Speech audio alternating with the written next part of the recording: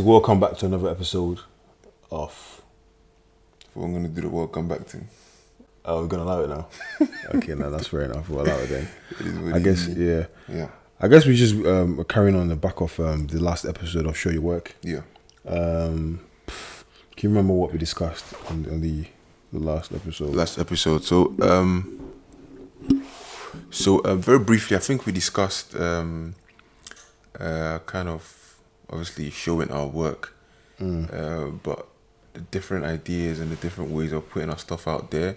I think we had a few qualms about certain things. For example, like phrases such as "act like you're an amateur" or always be an amateur. I think those I had some qualms with it, anyways. Yeah.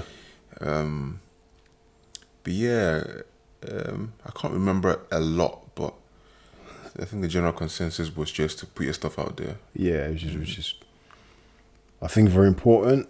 So yeah.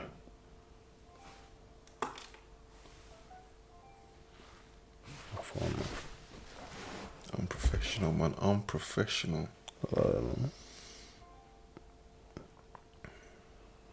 Yeah, so I guess without further ado, we're gonna go on to today's episode, and we're gonna start off with, come on, man. Yeah, it's off now. My phone is off now. Okay. So obviously today we're gonna start off with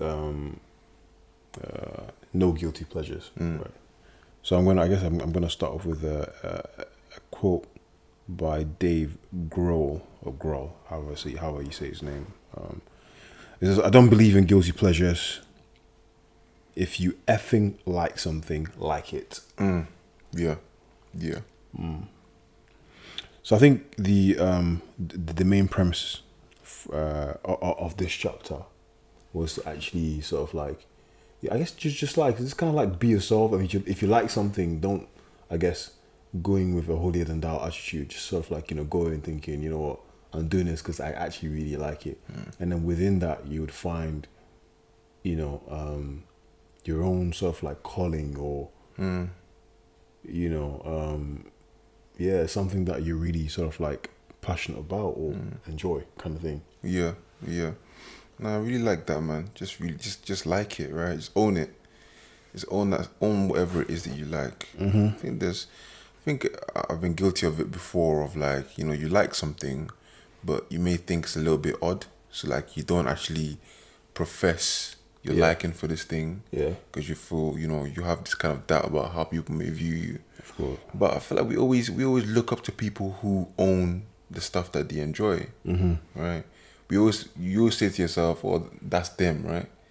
That's them. They're doing their thing." Do you know what I mean? Do your thing. Do you know what I mean? That's a phrase, right?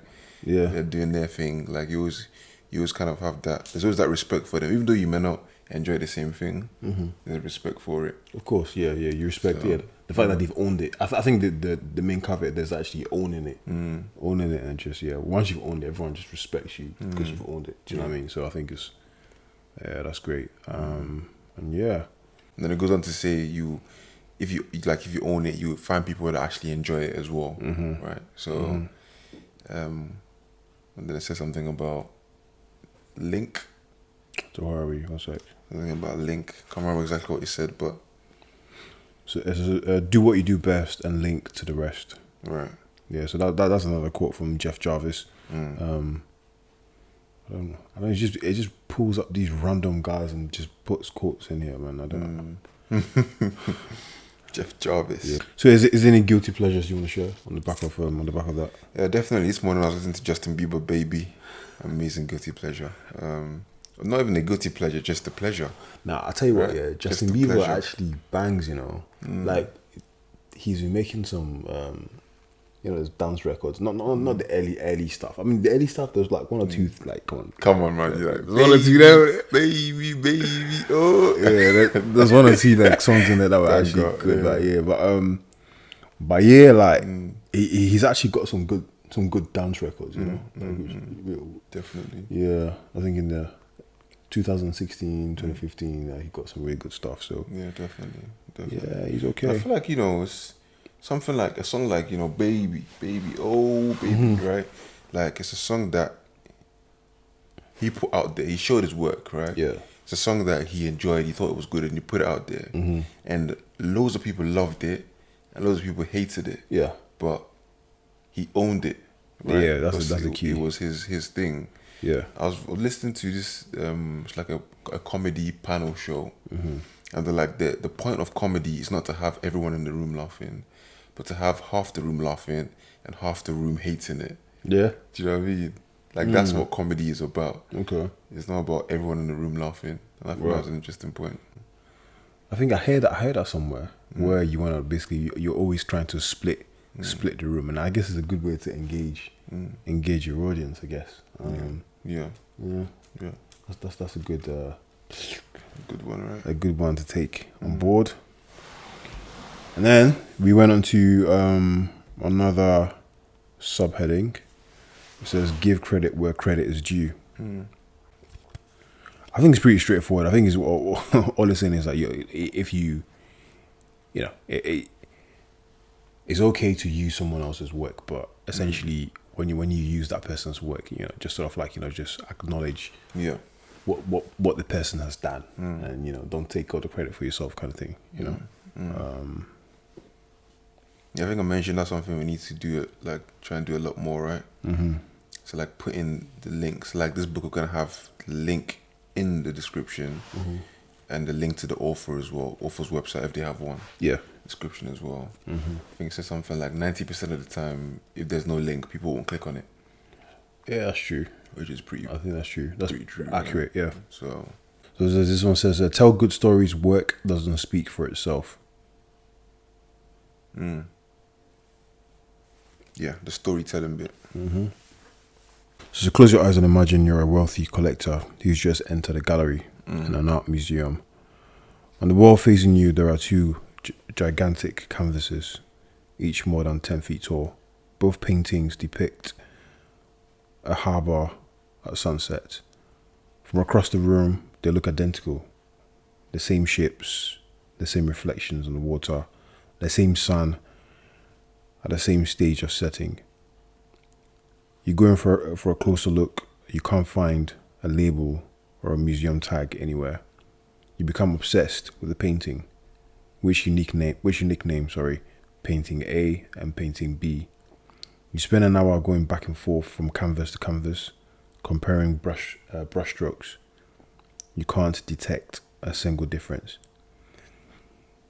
Just as you go to fetch a museum guard or someone who can shed light on these mysterious twin masterpieces, the head curator of the museum walks in.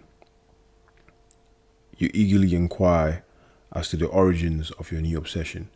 The curator tells you that painting A was painted in the 17th century by a Dutch master. And what of painting B, you ask? Ah, yes, painting B, the curator says, that's a forgery. It was copied last week by a graduate student at the local art college. It goes on to say, look at the paintings. Which canvases look better now? Which one do you want to take home? And I guess this is art forgery is a strange phenomenon. You might think that the pleasure you get from a painting depends on its color and its shape and its pattern, says psychology professor Paul Boom. And if that's right, it shouldn't matter whether it's an original or forgery. But our brains don't work that way. When shown an object or given a food or shown a face, people's assessment of it, how much they like it, how valuable it is deeply affected by what you tell them about it. So I guess over here is just basically saying that it isn't really about the products, but about the story behind the products. Yeah. Yeah. Which I guess is very telling, and I think is very Yeah, it's very definitely. It's a very good point. Telling a story can really take something to the next level, right? Yeah. Like a trip to Paris is good, right? But a trip to Paris where you saw Kendrick Lamar and you went up the Eiffel Tower, you know what I mean? Like, that's a story. That's a story to tell. right? That's a story to tell. Yeah, of course. You know what I mean? Of course. Yeah, that was a good trip though. I feel Yeah, like that trip was lit. That trip was lit. Should we insert the clip from the trip? could do, could do. Or should we leave it out? Yeah, it could do. It is what it is, isn't it? There's a section right here. It says the cat sat on a mat, and it's not a story. The cat sat on a dog's mat is a story. Which I think we had is we were sort of like pondering over this and trying to sort of like put two and two together. And I think this quote literally defines this chapter so well. You know, like the cat sat on a mat. It's not really a story. Like, it's sat on the mat. Like, what is it? Like, do you know what I mean? But like the cat sat on the dog's mat. That is the story. Do you know what I mean? Like that's the like how dare you like sit on the dog's mat, you know what I'm saying? There's so many questions. Yeah. So many questions. So yeah. The bird flew into the window. The bird flew into the Pope's window. What? The Pope's window. Do you know what I mean? Why is the Pope, do you know what I mean, got windows that birds are flying into? Yeah. No, I hear you. You could actually turn anything interesting by adding, do you know what I mean? Yeah, bits and bobs to it, yeah. So I guess what all this is saying is that literally whatever you do, like whatever content that is being created, it's got to be a story behind it, right? So yeah. So then he goes and says the structure is everything. Is there anything from here that you want to shed some light on? It said something about talking about yourself at parties. I think that's on another. And another bit. Yeah, we could actually go there and then come back. Yeah, let's go there. Yeah. So talking about yourself at parties and how you need to be good at storytelling, I guess. Yeah. So how do you feel about that? Talking about yourself at parties. Well, I'm so from the book's perspective, I think what I take from it, and I'm sure Austin Kleon is probably, or maybe he's got a different perception about what he's obviously the author, isn't it? Well, here's what I think. I think that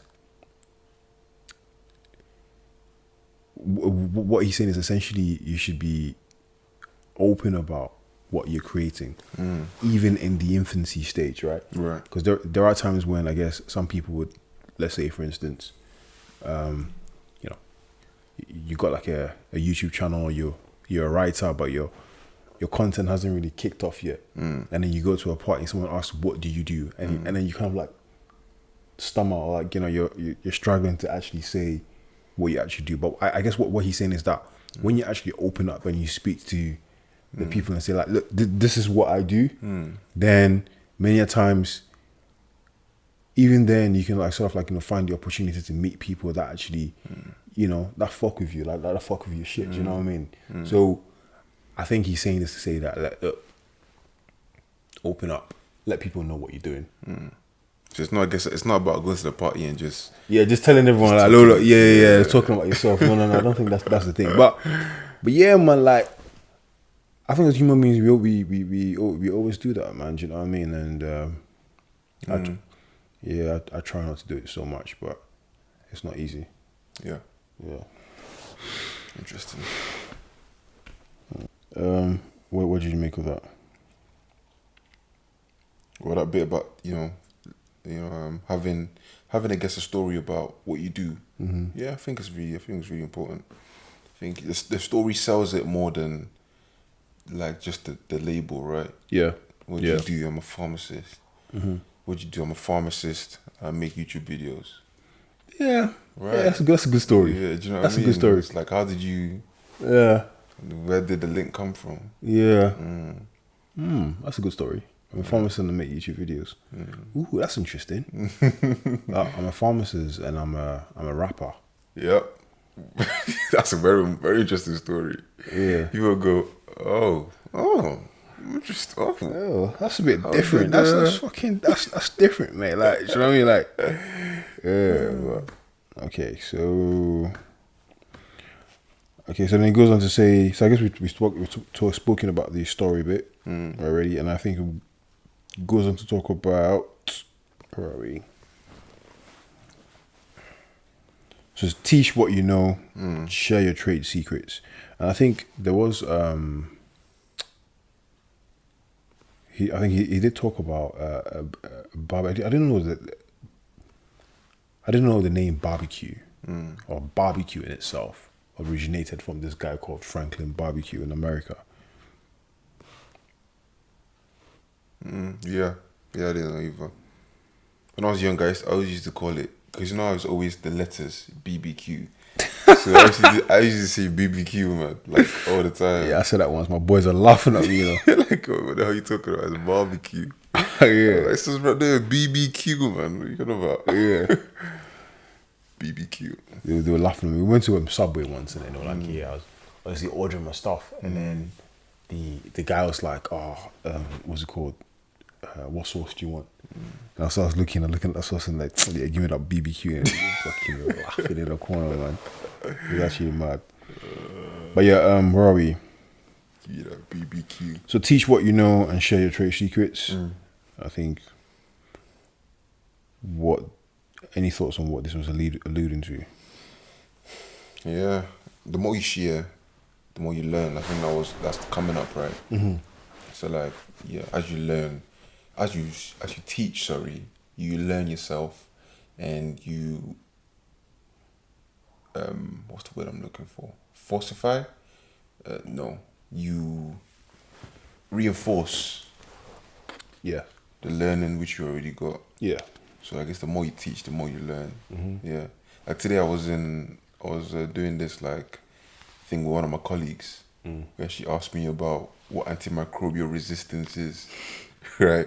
And it's something that you think, yeah, but then to actually teach it, or to try and like explain it, it's so difficult.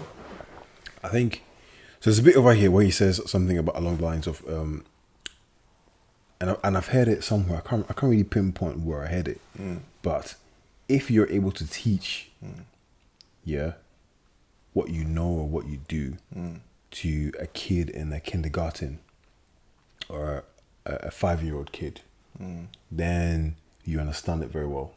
Yeah. Absolutely. Yeah, if you're able to break it down and actually teach it to that like proper kids, yeah, then you understand like what.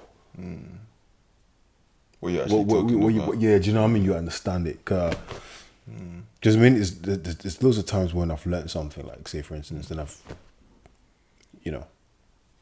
in my head I know it, but then when I try to talk to you, or I try to talk to, let's say for instance, like patients about it, then I realize, oh shit, like this is actually a lot difficult, than it really is. So true. Yeah, so yeah, man. Real talk. Okay, so that's it all for today.